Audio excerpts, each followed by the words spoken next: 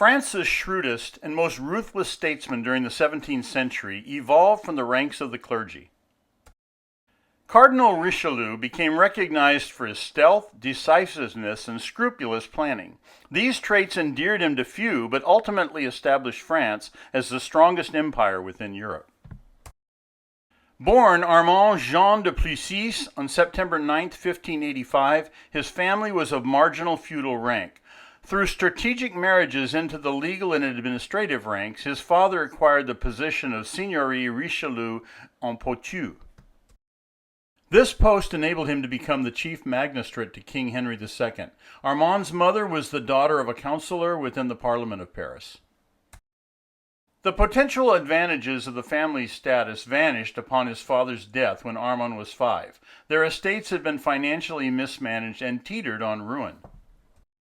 The threat of poverty hovered precariously above his mother, 2 brothers and 2 sisters. As the youngest son, Armand's path was orchestrated towards becoming a consecrated bishop as soon as possible. He welcomed the clarity and security of knowing his station. He would far surpass others' modest expectations of him, simply remaining an isolated country priest.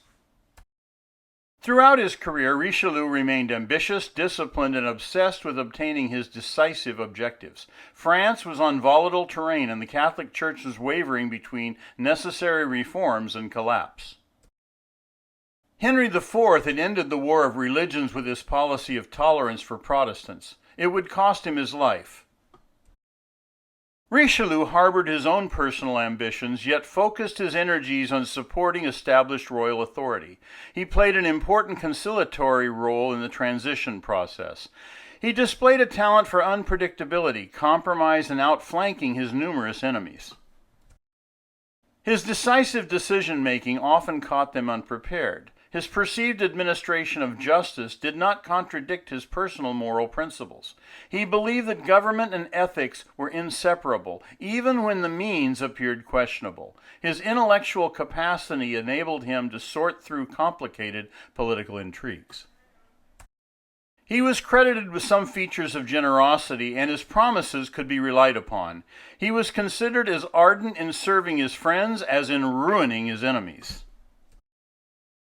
Unlike most of his intolerant peers, he could compromise and moderate with his adversaries when the results furthered his longer-range political ambition. His overriding policy goals were twofold.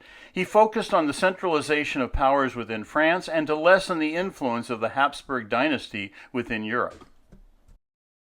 Richelieu's health deteriorated. He returned back to his Paris apartment inside a chamber hoisted on the shoulders of his guards. On his deathbed, he was composing 5 propositions regarding royal behavior towards ministers that he regarded as essential.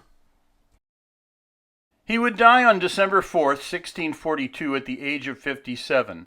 He would be buried in the chapel of the Sorbonne, a structure that he had financed. The world has never experienced such a clergyman so adept at politics.